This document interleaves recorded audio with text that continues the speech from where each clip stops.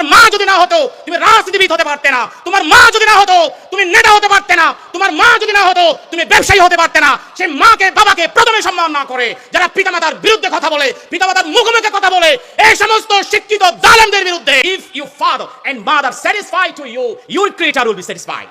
And your father and mother are not satisfied with you, and that only you have to remember, your Almighty will not satisfy with you.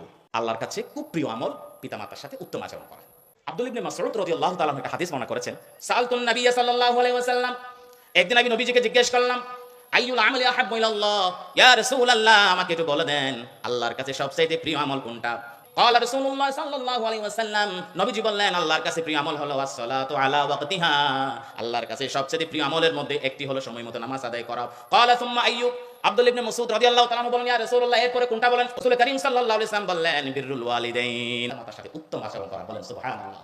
দুই নম্বর হচ্ছে পিতামাতাকে সেবা করা, এটা জিহাদের মতো। To serve parents is as like as the fighting in the battle.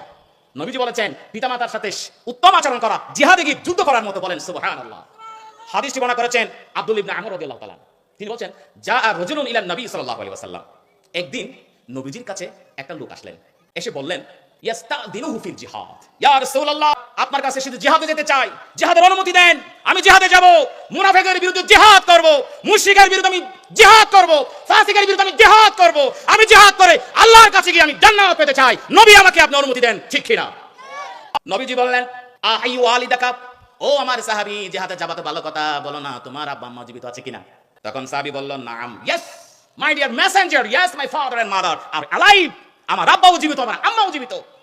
অলা রাসূল করিম সাল্লাল্লাহু আলাইহি ওয়াসাল্লাম বললেন, ফাফিহিমা ফাজিহাদুন, যাও তোমার মায়ের পা ধরে বসে থাকো, তোমার মাকে পানি এনে দাও, তোমার মার কাছে গিয়ে মায়ের পা টিপে দাও, তোমার আব্বার যদি মিসওয়াক লাগে মিসওয়াক এনে দাও, তোমার আব্বার জন্য ওষুধ এনে দাও, তোমার আব্বা আমাকে সেবা করার জন্য পোশাকের ব্যবস্থা করো, ঘরের ব্যবস্থা করো, আব্বা আমার জন্য দোয়া করো, এটাই তোমাদের জন্য জিহাদ। এই হাদিস দ্বারা প্রমাণিত হলো পিতা মাতাকে সেবা করলেই পরে যুদ্ধ না করে যুদ্ধের সওয়াব পেয়ে যাবেন। বলেন সুবহানাল্লাহ। 3 নাম্বার, নবীজি বলেছেন মায়ের পায়ের নিচে জান্নাত। You heaven is located under the leg of your mother. তোমার জন্য তোমার মায়ের পায়ের নিচে যে সকল শয়তান মুনাফিক ব্যারিস্টার মায়ের কাছ থেকে পৃথিবীতে এসে ব্যারিস্টার হতে পেরেছো, তোমার মা যদি না হতো তুমি রাজনীতিবিদ হতে পারতে না, তোমার মা যদি না হতো তুমি নেতা হতে পারতে না, তোমার মা যদি না হতো তুমি ব্যবসায়ী হতে পারতে না। সেই মাকে বাবাকে প্রথমে সম্মান না করে যারা পিতামাতার বিরুদ্ধে কথা বলে, পিতামাতার মুখোমুখি কথা বলে, এই সমস্ত শিক্ষিত জালেমদের বিরুদ্ধে আমরা সব সময় আল্লাহর কাছে বিচার দেব কিনা বলেন। 4 নাম্বার, হাদিসে রাসূল করিম সাল্লাল্লাহু আলাইহি ওয়াসাল্লাম বলেছেন তোমার আব্বা হচ্ছে জান্নাতের মধ্যম দরজা। রাসূল করিম সাল্লাল্লাহু আলাইহি ওয়াসাল্লাম বলেছেন আল ওয়ালিদু আওসাতু আবওয়াবিল জান্নাহ, পিতা হলেন জান্নাতের মধ্যম দরজা, মানে জান্নাতের কুঠি, জান্নাতের ফাউন্ডেশন।